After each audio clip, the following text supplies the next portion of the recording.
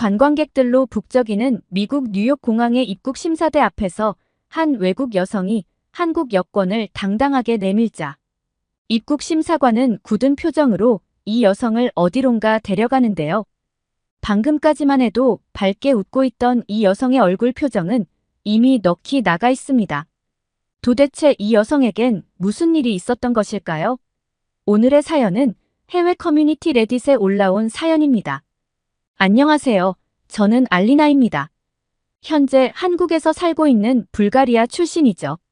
한국에 온 지도 벌써 10년이 넘었고 한국인으로 귀화한 지도 꽤 되었습니다. 오늘은 제가 어떻게 한국과 깊은 인연을 맺게 되었는지 여러분과 저의 특별한 경험을 나누고 싶어서 글을 써봅니다. 저는 불가리아의 수도 소피아에서 자랐습니다. 한국 분들은 아마 불가리아에 대해서 잘 모르시는 분들이 많은 것 같아서 불가리아에 대해서 간략하게 말씀드리자면 불가리아는 역사적으로 유럽에서 가장 오래된 나라 중에 하나예요. 불가리아는 동유럽의 발칸 반도 쪽에 있는데 그리스와 튀르키예와 맞닿아 있죠. 제가 태어나고 자란 곳인 소피아는 불가리아의 수도인데요. 소피아는 발칸 반도 중심에 있어 역사적으로도 중요한 곳으로 고대부터 지금까지 여러 문화와 역사의 흔적이 남아있어서 관광객들에게 인기가 많아요.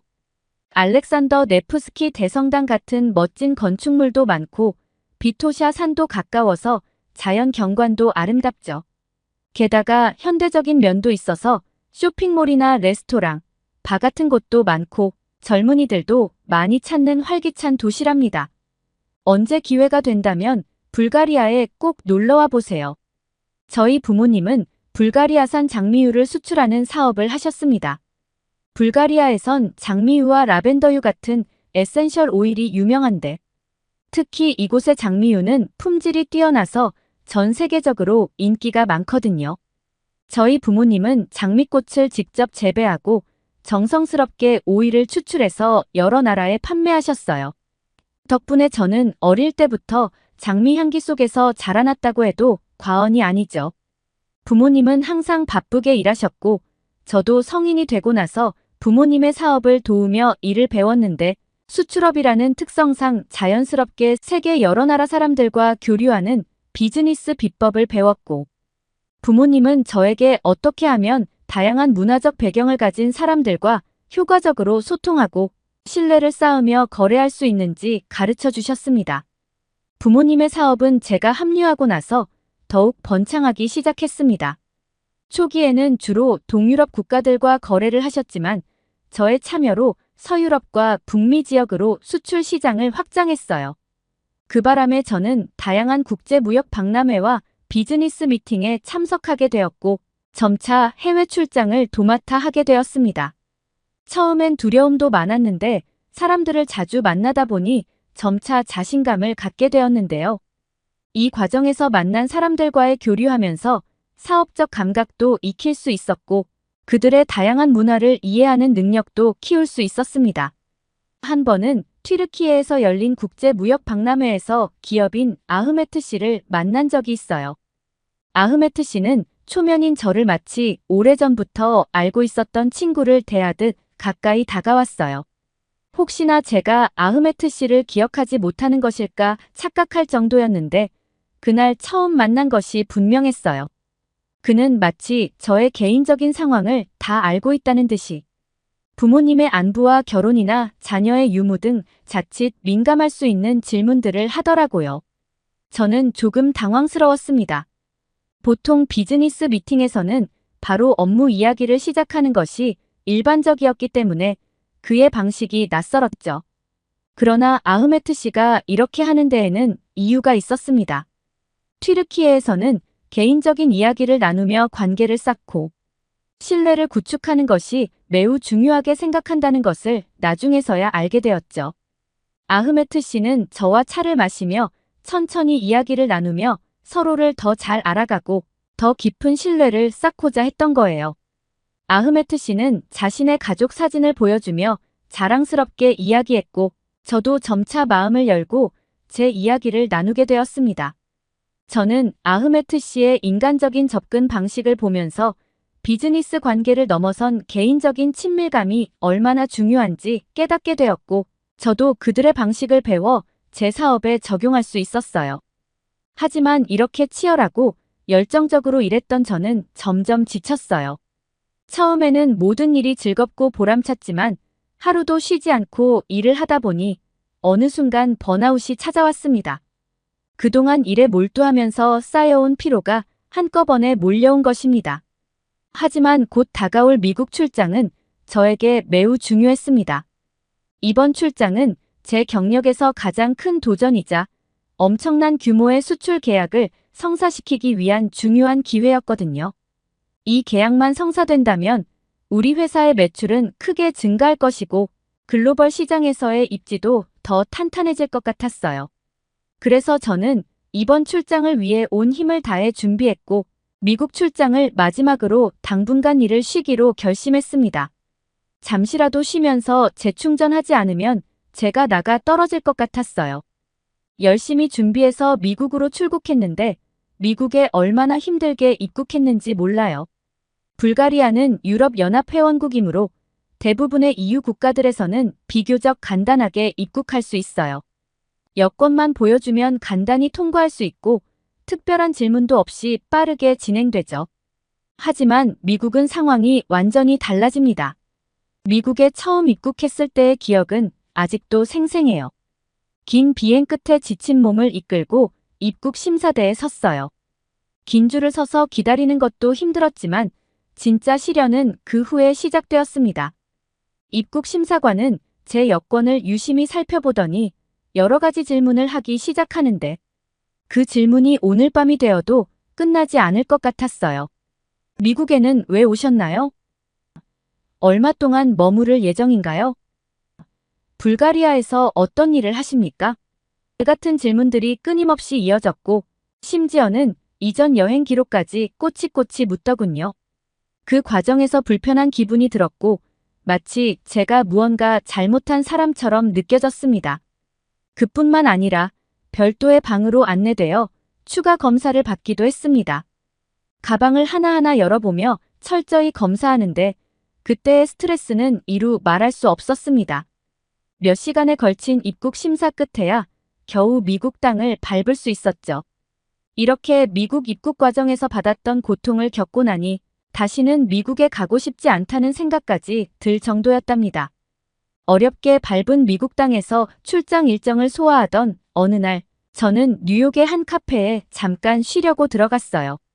일과 피로에 지친 저는 따뜻한 커피 한 잔이 절실히 필요했죠. 카페에 들어가 자리를 잡고 커피를 주문하던 중 익숙한 얼굴이 눈에 띄었습니다. 바로 한국인 주형식 씨였습니다. 주형식 씨는 한국에서 열린 국제무역 박람회에서 처음 만난 사람이었어요. 형식 씨는 부산에서 자란 한국인으로 그의 외모는 단정하고 친근감이 넘쳤습니다. 그는 진지하면서도 유머 감각이 좋아서 항상 상대방을 편안하게 해주는 성격의 소유자였죠. 우리는 몇 차례 이메일과 전화로 연락을 주고받으며 비즈니스 관계를 유지해왔는데 마침 그도 새로운 비즈니스 관계자를 찾기 위해 무역 박람회에 온 것이었어요. 이렇게 멀리서 우연히 다시 만나게 되다니 정말 반가웠죠. 저희는 자연스럽게 이야기를 나누었고 서로의 안부를 물었어요. 저는 미국 출장을 마지막으로 일을 잠시 쉴 거라고 이야기했어요. 그러자 형식 씨는 제 상태를 눈치채고 따뜻한 위로의 말을 건네더군요. 그리고 지금도 충분히 잘해왔고 이제 잠시 쉬면서 자신을 돌볼 시간을 가지면 다시 좋아질 거라고 말했어요. 그날 우리는 카페에서 이야기를 나눈 후 뉴욕에서 몇 번 더 만났어요. 시간이 날 때 조용한 공원 산책도 함께 했고 한 번은 저녁도 함께 먹었어요. 형식 씨는 자신의 소울푸드라며 함께 먹자고 뉴욕에서 유명한 한식 레스토랑에 저를 데리고 갔는데 그곳은 뉴욕의 번잡한 분위기와는 달리 조용하고 아늑한 곳이었습니다. 레스토랑에 들어서자마자 형식 씨는 갈비찜과 해물파전을 주문하더라고요. 갈비찜은 부드러운 소갈비가 진한 양념에 푹 익혀진 요리로 형식 씨는 이 식당의 갈비찜은 어머니가 해주시던 맛과 비슷하다며 어릴 적부터 먹던 음식이라 항상 마음이 편안해진다고 말했어요. 갈비찜을 한 입 먹었을 때 그 깊은 맛과 부드러운 고기에 저는 놀랐습니다. 한국 음식이 이렇게 맛있는 줄 몰랐거든요. 형식 씨뿐만 아니라 저의 소울푸드가 되기에도 충분한 맛이었어요. 제가 정말 맛있다며 이렇게 부드러운 갈비찜은 처음이라고 웃으며 말하니 형식 씨는 만족스러운 미소를 지었어요. 다음으로 해물파전을 먹었는데요. 해물파전은 바삭하게 부쳐진 해산물과 파의 조화가 일품인 요리였습니다. 형식 씨는 한국에선 비 오는 날 파전에 막걸리를 먹곤 하는데 그런 날에 먹어야 특히나 맛있다며 한국에 놀러 오면 비 오는 날 파전을 사주겠다고 했어요. 저는 해물파전을 맛보고 눈을 감으며 감탄했습니다. 이렇게 바삭하고 맛있는 파전은 처음이었고 정말 특별한 맛이었어요. 만족한 저를 보던 형식 씨는 이렇게 좋아하는 모습을 보니 한국 음식 사줄 맛이 난다면서 일을 쉬는 동안 한국에도 놀러 오라고 하더라고요. 예의상 하는 말 같아서 저도 꼭 가겠다는 대답을 했어요. 형식 씨 덕분에 힘들 줄만 알았던 미국 출장을 수월하게 마칠 수 있었습니다. 그리고 전 다시 불가리아로 돌아가서 저를 돌보는 시간을 보내고 있었죠. 그리고 저는 형식 씨와 계속 연락을 주고받았습니다. 그는 저를 잊지 않고 간간히 격려의 메시지를 보내왔어요. 그리고 저는 형식 씨 덕분에 한국에 대한 호기심이 생기기 시작했어요. 형식 씨는 한국의 문화, 음식, 사람들에 대해 이야기해 주었고 그가 추천한 한국 드라마와 영화들을 보면서 저는 점점 더 한국에 빠져들게 되었죠. 처음 본 한국 드라마는 감정이 풍부하고 이야기 전개가 흥미로웠어요. 시간 가는 줄 모르고 드라마를 본다고 하니 형식 씨는 여러 드라마와 영화를 추천해 주었고 저는 그의 추천작들을 즐기며 한국에 친숙해졌어요. 또한 한국어 공부도 시작했습니다. 한국인인 형식 씨와 대화를 하다 보니 한국어를 배우고 싶어졌거든요. 그래서 저는 온라인 강의를 들으며 한국어를 공부했고 그는 매일 시간을 내어 대화를 나누며 제 공부를 도와주었습니다. 그의 친절한 가르침 덕분에 제 한국어 실력은 빠르게 늘었어요. 그러던 어느 날 형식 씨는 한국어 실력도 확인해 볼 겸 한국에 놀러 오는 것 어떻겠냐는 제안을 하더군요. 안 그래도 한국 여행을 생각하고 있었는데 그의 초대에 저는 설레는 마음으로 한국에 갔어요. 형식 씨와 한국 여행은 잊을 수 없었죠. 정말 재미있는 곳을 많이 데려가줬어요. 한국에 있는 동안 너무 행복했고 형식 씨를 매일 만나다 보니 제가 불가리아로 다시 돌아갈 때쯤엔 저와 형식 씨는 어느 연인들보다 죽고 못 사는 사랑하는 사이가 되어버렸답니다. 그렇게 저희는 장거리 연애를 시작했어요.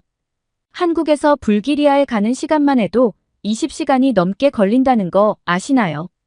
정말 국경을 뛰어넘는 연애죠. 그래서 우리는 한국과 불가리아 사이에 있는 여러 나라를 다니면서 데이트를 했죠. 장거리 연애의 어려움도 만만치 않았지만 제가 일을 쉬고 있던 터라 형식 씨의 외국 출장지가 정해지면 제가 같이 동행하는 식으로 해서 만났어요. 그때마다 저는 국격의 차이를 심하게 느꼈답니다.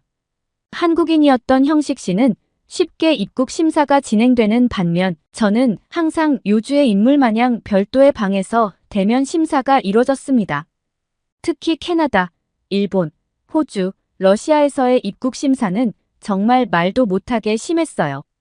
공항 밖에서 오래 기다려준 형식 씨에게도 미안했지만 저는 그저 사랑하는 사람을 만나러 온 것뿐인데 못 올 사람이 온 것처럼 매서운 눈초리로 질문을 하고 함부로 제 짐을 뒤지는 모습을 보고 나면 마음이 울적해져서 여행을 망친 적도 있어요. 그럴 때마다 마음씨 넓은 형식 씨가 저를 위로해줬어요. 그런 것만 빼면 형식 씨와 해외에서 만남은 너무 좋았어요. 그러던 어느 날 형식 씨는 이번엔 한국으로 또 오라고 하더라고요. 자신의 부모님을 소개해주겠다고 했어요. 저는 올 것이 왔구나 했습니다.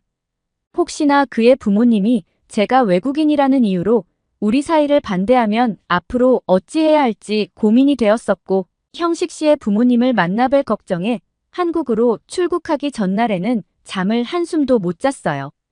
불가리아 출신인 저는 이번이 세 번째 한국 방문이었습니다. 그럼에도 불구하고 한국의 아름답고 편리한 인프라에 매번 감탄하게 되더라고요. 거리를 걷다 보면 깨끗하고 질서 있는 환경, 어디서나 쉽게 접할 수 있는 다양한 편의시설, 그리고 현대적인 건축물들이 눈에 들어옵니다. 특히 지하철과 버스 같은 대중교통 시스템은 매우 효율적이고 편리해서 어디를 가든 불편함이 없었죠. 또한 한국의 거리에는 언제나 활기가 넘칩니다. 상점과 카페, 레스토랑들이 즐비하고 밤이 되면 도시의 화려한 조명이 거리를 더욱 빛나게 하죠. 게다가 어디서든 쉽게 맛있는 음식을 즐길 수 있고 안전하게 거리를 돌아다닐 수 있다는 점도 한국의 큰 장점인 거 알고 계신가요? 그렇게 한국에서 있다 보니 이곳에서 저는 더 오래 머물고 싶다는 생각이 들었고 한국에 정착하고 싶은 마음이 커져만 갔습니다. 형식 씨의 마음도 저와 같았어요. 언제까지 해외에서 어렵게 만나야 하는지 고민했고 그는 하루라도 빨리 저와 결혼하고 싶어 했어요. 형식 씨의 모습에 저 역시도 한국에서 정착해 그와 함께 하기로 마음먹었죠. 그리고 형식 씨 부모님도 다행히 저를 좋게 봐주셔서 우리의 결혼은 속전속결로 진행되었어요. 그리고 머지않아 저는 한국으로의 귀화 신청을 했고 어렵게 한국인이 되었는데요. 제가 한국인이 되고 나서 진짜 놀랬던 것이 저는 같은 사람인데 국적 하나로 제가 해외에서 받는 대우가 달라지더라고요. 한국인이 되고 나서 제가 해외에서 경험한 입국 심사에서는 180도 다른 세계였죠.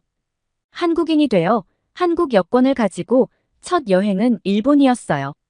예전에 도쿄를 처음 방문했을 때는 서툰 영어 발음으로 여러 질문을 받아야 했었는데 이번에는 비자 없이 쉽게 입국할 수 있었죠. 처음으로 가뿐하게 통과한 입국 심사는 여행의 시작을 한층 즐겁게 해주었어요. 남편이 그동안 이렇게 편하게 살았다니 내심 부러운 마음도 들었네요. 일본에서도 K-팝과 한국 드라마가 인기를 끌고 있어 한국어를 잘하는 젊은이들이 많았는데 쇼핑을 할 때나 관광을 할 때 한국어로 대화할 수 있어서 정말 편하고 좋더라고요. 그들은 제가 서양인의 외모를 하고 있으면서 한국어를 유창하게 구사하니 어떻게 그렇게 한국어를 잘 배울 수 있었냐며 놀라워해서 어깨가 으쓱해졌습니다. 자신감이 생긴 저는 결혼기념일마다 가까운 해외라도 꼭 여행을 가자고 남편에게 말했어요. 제가 활동하는 귀화한 외국인들을 위한 커뮤니티에 제 경험담을 올렸더니 반응이 폭발적이었습니다. 그런데 저보다 더 놀라운 사람의 사연도 있었어요. 사우디아라비아를 다녀온 영민 씨의 이야기가 정말 인상 깊었는데요. 영민 씨는 인도 출신의 귀화자로 이슬람 신자였습니다. 그는 사우디아라비아에 가서 이슬람교의 성지인 카바 신전을 방문하고 싶어 했는데 원래 대부분의 무슬림들은 성지 순례를 위해 50만 원에 가까운 비자 비용을 지불해야 하고 인터넷 신청은 불가능해 현지에서 직접 비자를 받아야 하는데 글쎄 한국 여권을 소지한 덕분에 20만 원도 안 되는 돈을 내고 인터넷으로 간편하게 비자를 받았다는 거죠. 무슬림들이 그렇게 원했던 성지 순례를 한국 여권을 가진 사람은 간단하고 저렴하게 할 수 있었던 것입니다. 놀랍지 않나요? 뿐만 아니라 엘레나의 사연도 정말 통쾌했어요. 그녀는 아제르바이잔 출신으로 해외 출장을 갈 때마다 까다로운 입국 절차로 힘든 시간을 보내곤 했고 특히 비자 발급 과정에서 여러 가지 서류를 제출하고 입국 심사에서 추가 질문을 받는 것이 일상이었대요. 그러나 한국으로 귀화한 후 그녀의 삶은 완전히 바뀌었다는 거죠. 얼마 전 그녀는 한국인이 되고 나서 처음으로 독일로 휴가를 갔는데요. 프랑크푸르트 공항에 도착했을 때 여느 때처럼 입국 심사대 앞에 섰고 한국 여권을 내밀었는데 그녀의 외모가 전형적인 한국인과는 다르다 보니 입국 심사관은 잠시 어리둥절한 표정을 지었다고 해요. 심사관은 여권을 보고 다시 한번 엘레나를 쳐다보더니 한국어로 몇 마디를 건네더라는 거죠. 그녀가 유창하게 한국어로 대답하자 심사관은 고개를 끄덕이며 이해했다는 표정을 지으며 한국인이시군요. 환영합니다 라고 말하며 아무런 문제 없이 한국 여권의 입국 도장을 찍어주었다고 해요. 그때 그녀는 얼마나 기뻤는지 모른다며 예전 같았으면 여러 번의 질문과 서류 검토, 그리고 긴 기다림이 있었을 텐데 한국 여권 덕분에 손쉽게 입국할 수 있었고 한국 여권을 가지고 있다는 것이 얼마나 큰 혜택인지 다시 한번 느꼈다고 해요. 이제는 해외 출장을 가거나 여행을 할 때 더 이상 입국 절차 때문에 스트레스를 받지 않아도 되니 너무 좋고 한국으로의 귀화가 인생을 이렇게 바꿔줄 줄은 몰랐다며 한국인의 자부심을 가지고 살아야겠다고 했죠. 저에게는 미국 여행이 아마도 최고의 입국 심사가 아니었을까 합니다. 미국 입국 심사가 90초 만에 끝났다고 하면 믿겨지시나요? 저는 대한민국 국민으로서 글로벌 엔트리 프로그램을 이용했고 악명 높기로 유명한 미국 입국 심사를 키오스크를 통해 빠르고 간편하게 통과했어요. 물론 키오스크에서 무인 입국 심사를 마친 후 입국 심사장 출구에서 간단한 대면 확인이 필요하긴 했지만 자국민 입국 심사 수준으로 간단하게 진행하고 소요 시간이 매우 짧아서 일반 입국 심사랑 체감하는 편리함이 남달랐어요. 한국인이 아니었을 땐 미국 땅 한번 밟는 게 그렇게 힘들더니 한국인이 되고 나니 90초 만에 미국 땅을 밟게 된 정말이지 경이로운 순간이었습니다. 한국인으로 태어나신 분들은 한국 여권 파워가 당연하다고 느낄 수도 있을 것 같아요. 하지만 저는 한국인이 아닌 경우의 상황을 경험해 보았고 지금은 한국인이 된 사람으로서 느끼는 한국의 힘은 정말 대단하다는 것을 뼈저리게 느낀답니다. 그리고 지금은 한국인이 된 사람으로서 감사한 마음으로 가족들과 한국에서 행복하게 살겠습니다. 모두들 건강하고 행복하세요. 오늘의 사연 어떠셨나요? 오늘의 사연이 좋으셨다면 구독과 좋아요를 눌러주세요. 여러분의 구독과 좋아요는 영상 제작에 큰 힘이 됩니다. 더욱더 감명 깊은 사연으로 찾아뵙겠습니다. 끝까지 시청해주셔서 감사합니다.